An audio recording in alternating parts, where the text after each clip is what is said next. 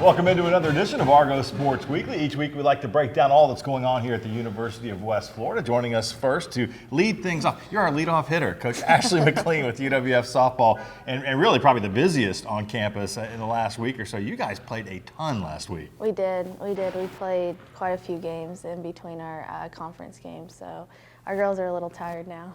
You had some midweek action with Palm Beach Atlantic coming in, and then Christian Brothers doubleheaders, I think on a Tuesday and a Thursday, a little bit different than the normal schedule. And you mentioned it takes a toll on your team. It does. I mean, it just takes a toll on their body, but I'm glad we did it when we did it, and now it's spring break, so they get a couple of days off mentally and physically, so just to get recharged and get ready for league. You guys took that into the weekend after playing the midweek games, had West Georgia come in, and really, I know, frustrating on Saturday in the fact that you kind of get tied up by a pitcher and only get 2 runs out of 2 games, one of which went 10 innings. It was a long afternoon. It was a long afternoon, and West Georgia is a really good team, and I knew coming into the series, and our team did too, how good they were this year. You know, we competed against them in the conference championship last year, so we knew it was going to be a tough series, and it was a really good weekend. You know, we didn't come up on top like we wanted to in those tough games, but I know we're going to see them again in postseason, so we're excited for that. Saturday, lose the 2, but then Sunday come back, and all of a sudden the bats are hot, and you get 8 runs and win, and I know that was a nice way to close the series out. It was. You know, that's one thing is you can accept those 2 losses and just kind of sit down and get beat again, or you can come back and own it on your field and get those bats going, and I thought they did a great job of doing that and sending West Georgia home with a loss. In the Saturday games, a little misleading when you see the final score of that first one because they all kind of happened in a tiebreaker situation. Gracie really pitched a really good game. You got good pitching in the second game. I know that's been tough on the pitching staff because they've been good in some of the losses. They have. I mean, and I said that to our team right away. You know, we couldn't ask for a better pitching outcome from any of them, and it's just a tough loss when we can't get our bats going. We hit just as much as they did. They just got timely hits and we didn't. So I think just moving forward, you just got to stick with your approach and attack the ball sooner. Hitting is so mental, and I know you have these little spurts where somebody will be hot for a couple of days. Of course, last week we talked with Tila, and she was on a red hot tear. I think hitting 700 over that weekend, and it can come and go quickly. And is it really just kind of about, you just mentioned your approach and really being consistent and having to battle through those times when you're hitting the ball, but it's just going right at somebody? Yeah, I mean, I think it's just sticking with your process, like I said earlier, and coming through and working through it. You know, if you weren't seeing the ball well that day, what are you going to do to make the adjustments the next day? Who is swinging a good bat regardless of whether or not they're all hits? Tila Howard did a great job again this weekend. Callan Taylor's been seeing the ball really well and hitting the ball hard. And so I think those 2 were really solid for us throughout the weekend, but it's up and down throughout our lineup this whole year. So I'm just hoping we can all get on the same page by the time we get to postseason. In those midweek games, Angela, she was really good against Palm Beach Atlantic, 3 for 4, a couple RBI in the win there. Mika was good against Christian Brothers, and so it's nice to have it. I know you just need it consistently 1 through 9, right? Absolutely, and it's not always going to happen. That's not how this game's played, but as long as other people are there to pick each other up, then we'll be successful. Who right now are you leaning on as a coach as far as players on your team to kind of, when it doesn't go well, like on a Saturday, that you kind of go to the players and say, hey, I need you to crank the team up a little? Mika Garcia is a big kid I lean on, and I push, and I've had a couple conversations, even though she's a junior this year, not a senior yet. She's a kid everyone looks to all the time, so she's a kid that can stay loose and have fun, and as long as she's doing that, she's going to be successful, and our team is too. This week, Coach, is a little bit different to this spring break. You give the girls a couple days off, and so after playing all those games, what's the approach this week before you hit the road and travel up to play in Tennessee? I think right now it's just letting them rest and mentally rest and physically rest and enjoy some time off, go to the beach, hang out with their friends, their teammates. And then when we get back at it, we're going to have a game plan to try to attack Lee and hopefully get the sweep when we're up there. Guys, I looked down. You guys are 17-9. How have we played 26 games already? This into the season. It's only kind of early March. Assess your team kind of at this point, 7-5 in conference play, 17-9 overall. Do you like where you are, and what do you need to really improve on? I think we're at a good standing. We're just getting better, and that's what you want. You know, you don't want to be peaking at the beginning of the year or even in the middle. You want to peak at the end. And so I think everyone's starting to figure out their role on the team and where they land and when they're going to come in, if they're a pinch hitter or if they're a starter. And I think that's what's going to help us in the long run. So. Still lots of softball to play. Good luck to you guys heading up to play Lee Friday game and then a doubleheader on Saturday. And coming up next year on the show, we'll talk a little baseball with Coach Mike Jeffcoat right here on Argo Sports Weekly.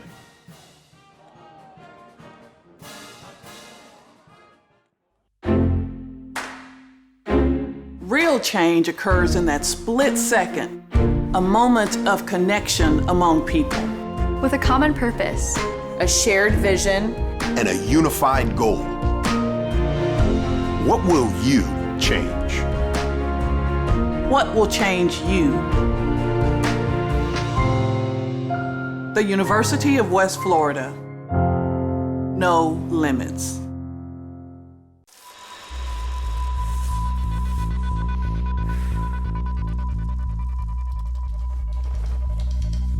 For those who measure success by the worn tread on their tires, and those who strengthen their body and mind and drift through their weekends over nature's current.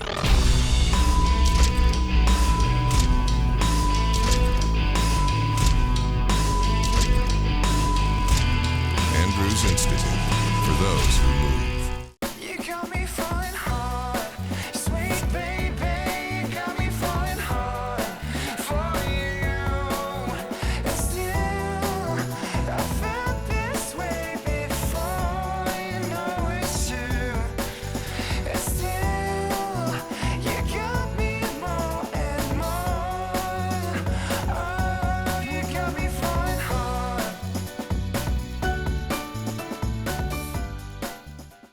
What does Argo Spirit look like? Is it finding the perfect Argo outfit to show your team pride? Is it giving back while getting your pre-game grub? Or is it connecting with your community in the perfect spot? At Penn Air Federal Credit Union, it's being a proud sponsor of UWF Education, the Alumni Association, athletics, Penn Air Field, and having a spirit of communerosity. Learn more at pennair.org/about us. Welcome back in. Time to talk some baseball. Coach Mike Jeffcoat's here, coming off a weekend series win. You had West Georgia here, and pretty interesting couple days for you. You had a busy week last week, and then you're back at it again this week with some early. But let's talk about the series with West Georgia here, and got off to a great start in that first game Saturday. Some good pitching. Yeah, we did. Daniel Floyd got us out of the gate again with 7 strong innings. We scored early in the first, and we'd been talking about doing that. It was great. We did that again, 3-0 lead. But he wasn't sharp early on. Got the base load. They had a big 2-out, 2 RBI hit single to make it 3-2. But then we started attacking again, and he shut him down the rest of the way and found a way to get the job done for us as he always does. And we had a good lead by then. And Case, our reliever, came in, and Brandon Case, and did a good job in the last 2 innings. So it was nice to get that first series victory. And you never know when you turn around and they get a good pitching performance. You guys, went pretty well too in the second game, and it's just a tough one. Well, we win the first one 8-2 and got 16 hits, and you want to have that day to be the single game day and move to the next one, because you normally just don't keep wearing the ball out like that in the second game. And sure enough, their pitcher was on, locating the fastball down and away and locating it in and off speed and so forth and so on. Hunter Lucas did a great job, went his 6th and a 3rd, and then, the true freshman, Anthony Martins, he threw great, and 3 1/3 innings. And unfortunately, first pitch breaking ball, we want to throw for a strike. Kids sat on it, hit it in the party deck there for their 1 run, and, you get beat 1-0. Feel like there's a couple opportunities left out there, but you got to tip your cap to them. Then you come back on Sunday and the bats were working. You're scoring some runs and making some stuff happen. That's what you want to see to win a series. Yeah, so proud of the guys, man. They came out. You score 8 in the first inning, but as you coach this game long enough, you know that's kind of sometimes a curse, because then it's a long game, and certainly it had some long delays for our starter Keating. I think that affected him a little bit for sure. So he had a short outing, had to get him out in the fourth, and they had a 5-run fourth inning, and boy, here you go. But we continued to tack on and get a few runs back that they had gotten as we went along, and it was a good series clinching victory. Never just a nice quick one on Sunday. Never. So coach can get home and spend some time with the family, right? Oh, man. You guys are 9-3, I think, in conference play at this point. So after you get through this early part of the week and you'll go up to Tennessee to play some games, is it just really finding ways not just to win these series, but when the opportunity is there to sweep?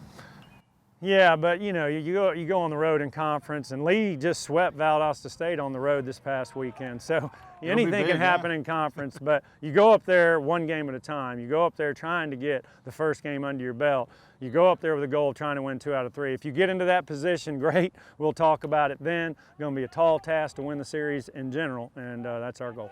You talked about your pitching a little bit. Let's talk about some of the guys, the kids that are swinging the bat pretty well. And Cullen O'Shea's put, I think, 3 home runs up already at this point in the season, providing you a little pop. Who else is hitting the ball pretty well? Well, it's been back and forth a little bit, but, Matt Estrada cooled off a little bit this weekend, but he always has his hit here or there. But they pitching him tough. Dentelman Hennett swung the bat well this weekend, had 5 RBIs, close to matching Cullen O'Shea. And, we saw some big hits from Miller Hancock, down in the lineup there, even though he doesn't have a multiple of hits, a lot of RBIs. So you got guys in the lineup starting to figure it out. Good luck to you guys up with Southern Indiana coming in early in the week and then up in Tennessee for some games later in the week. We appreciate your time, Coach. Thank you. Thank you. Coming up next here on the show, we will recap the men's basketball season with Coach Jeff Burkhammer.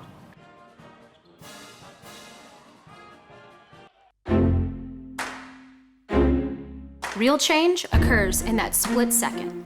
A moment of connection among people. Change is inclusive. Change is collaborative. Change is transformative. Change connects. Who will you connect with? What will you change? What will change you? The University of West Florida. No limits.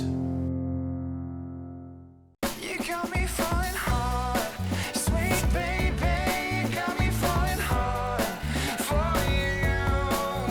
And still, I felt this way before. You know it's true. And still, you got me more and more. Oh, you got me falling hard.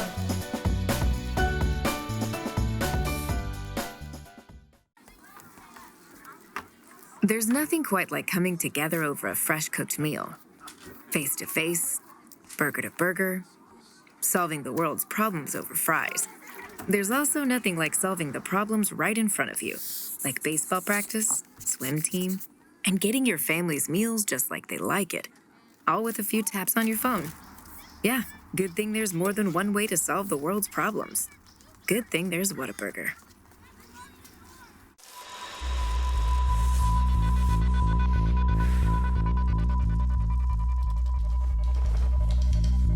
For those who measure success by the worn tread on their tires, and those who strengthen their body and mind and drift through their weekends over nature's curve.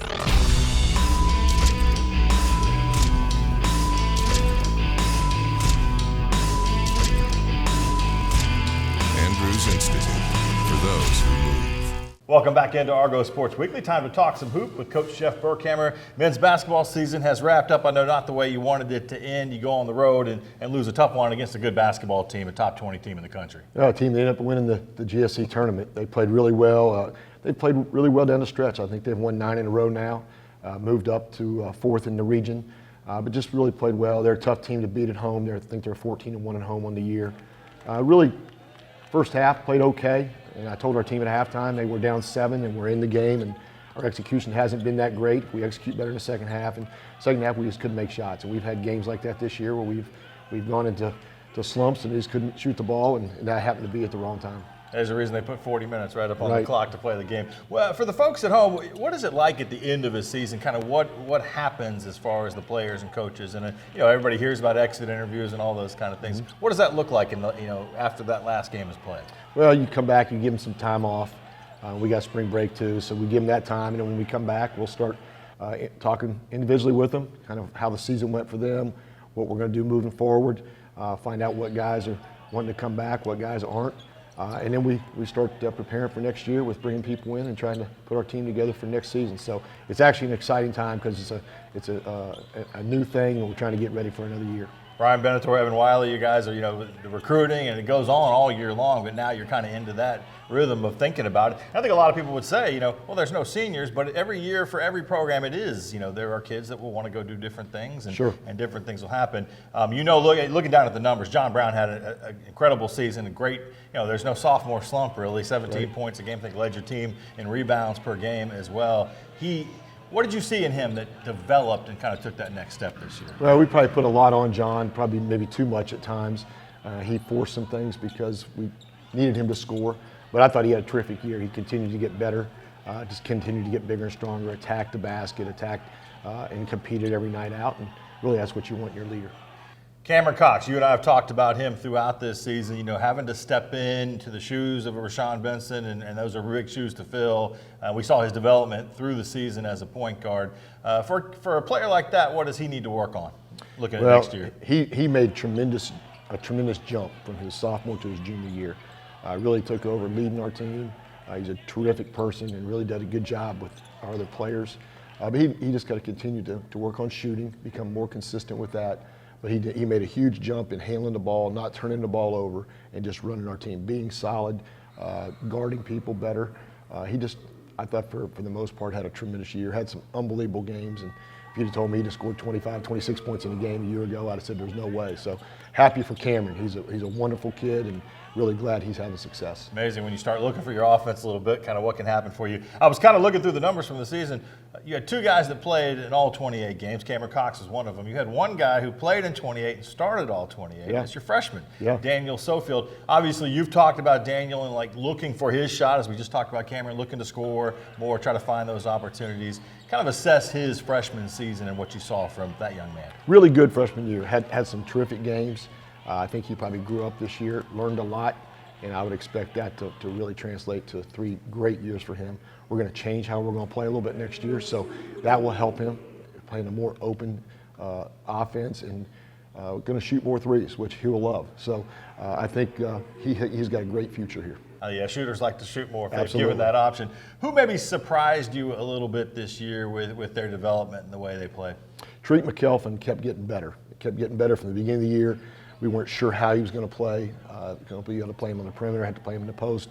Weren't sure, and he just kept getting better and better. And I thought the last really month and a half of the year, he was a really, really good player for us. He's a guy we actually ran some things late in games to try to get baskets. He won a game for us against Delta at home. So he really developed and got better as the year went. Athletic as they come, right? Athletic as they get. It's amazing to watch. We're looking forward to seeing more of that next year. I thought Brett Carter Jr. down the stretch, really, and by the end, you look up and I think he was second on the team in points per game. Yeah, he really shot the ball well late, and that's his forte. I mean, he's got to come in the game and look to get shots. And again, I think next year the way we're going to play is really going to work toward making him even a better player. And lastly, the conference is obviously stacked year in and year out, and you kind of know that. And you let the people know how good the GSC really is, because as far as D2 basketball, it's hard to find something better than that. Well, you got D1 players playing at the D2 level. That's what we tell recruits all the time. It's a very good league. If you look at Huntsville next year, they got everybody back. I think they lose one guy, so they'll be a team will be favored. Valdosta's good every year. I think we got a good core back, and if we can surround those guys, we'll be in the mix next year too. Preseason's just like a couple weeks away, right? It feels we'll like right it, back yeah. at Let's it, get right back at it. Yep. All right, Coach, appreciate it. Coming up next here on Argo Sports Weekly, time to talk some tennis with Coach Derek Racine.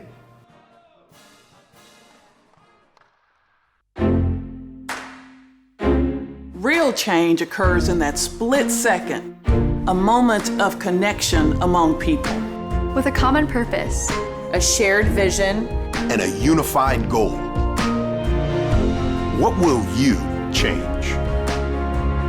What will change you? The University of West Florida. No limits. What does Argo Spirit look like? Is it finding the perfect Argo outfit to show your team pride? Is it giving back while getting your pre-game grub? Or is it connecting with your community in the perfect spot? At Penn Air Federal Credit Union, it's being a proud sponsor of UWF Education, the Alumni Association, athletics, Penn Air Field, and having a spirit of communerosity. Learn more at pennair.org/aboutus.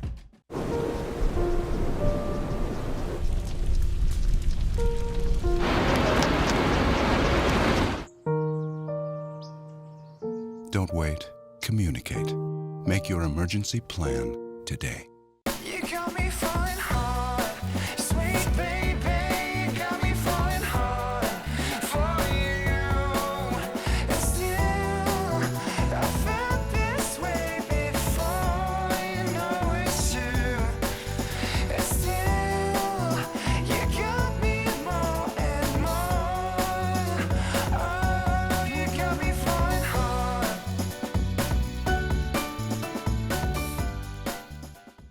Welcome back into Argo Sports Weekly. We've stepped out of doors to talk with Coach Derek Racine, to talk a little men's and women's tennis. You guys it's spring break, but you're busy because there's always tennis to play. But let's talk about what has just happened for you guys. And you had 2 matches over the weekend. Always nice to be on the home court. I know it's a couple tough ones with St. Leo, but you pulled out wins there. And then Texas Tyler was in here. Yeah, it was good. We've been on the road for a while in February, so it was great to get home and in front of our fans and in front of our own home courts, sleeping in our own beds. So it was good. We had a very tough opponent against St. Leo. They're always a tough regional opponent. They're not in our conference, but in our region, which plays into really important in the end of the year when it comes to regional rankings, where we would match up if we qualify for postseason and that kind of thing. So we scraped out 2 4-3 wins there, which was good. And then Texas Tyler, we haven't played them in a while, but they're always a good program.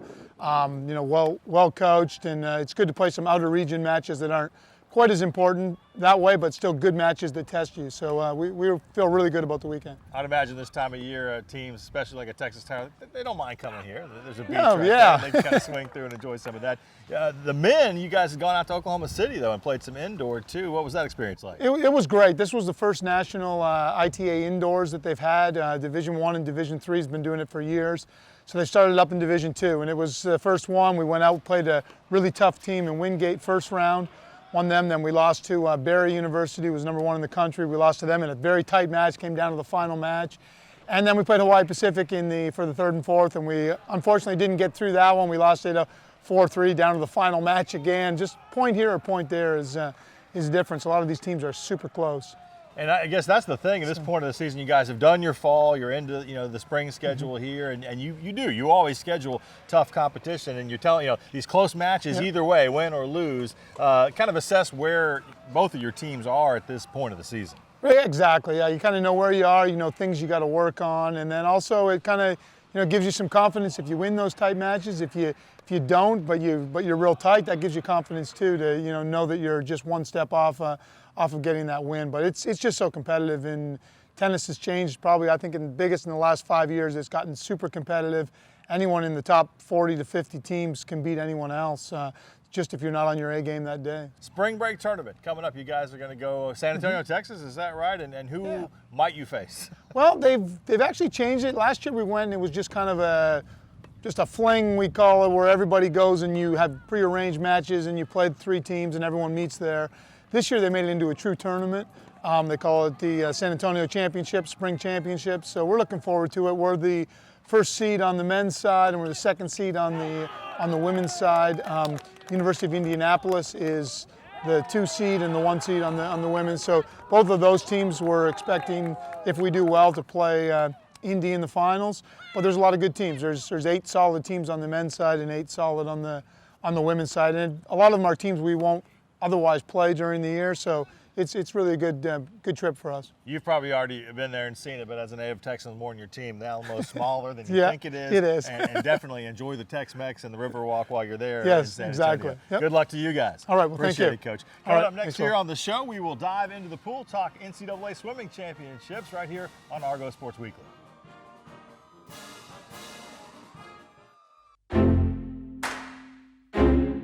Real change occurs in that split second. A moment of connection among people. Change is inclusive. Change is collaborative. Change is transformative. Change connects. Who will you connect with? What will you change? What will change you? The University of West Florida. No limits.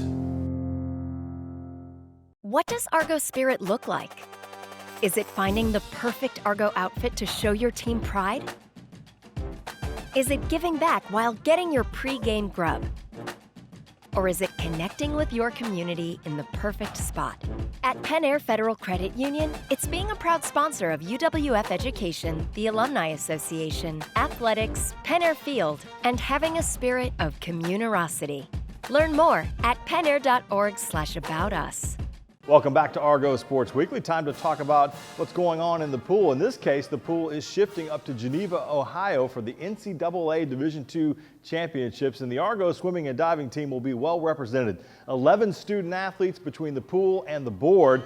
We had a chance to catch up with sophomore sensation Ester Rizzetto to preview the national championship meet. We're here now with UWF swimmer Ester Rizzetto, fresh off a pretty good conference meet, right? You went out and won 3 individual events, did well in some relays as well. How exciting was that for you and for the team? Overall, I think it was pretty exciting.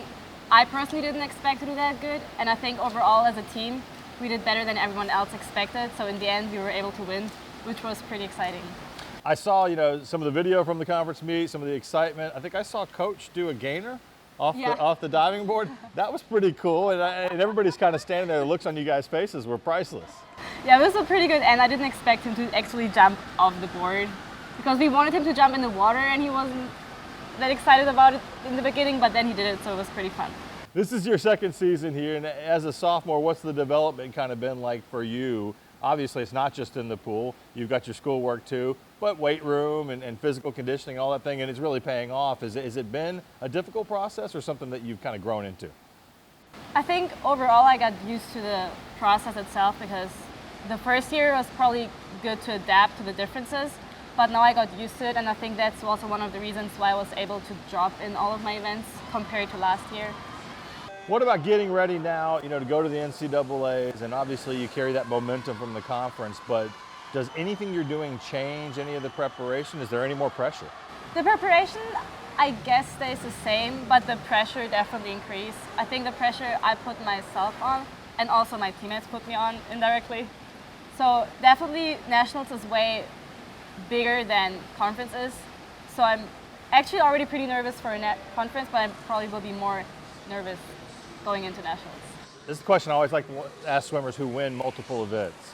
Is there a favorite one for you? What is your go-to event? Probably the 100 free. This season, surprisingly, also 2 IM. So I think the 2 IM and the 100 free are my favorite events. You set some pool records and team records and all that kind of stuff, so you're doing pretty well in all of them.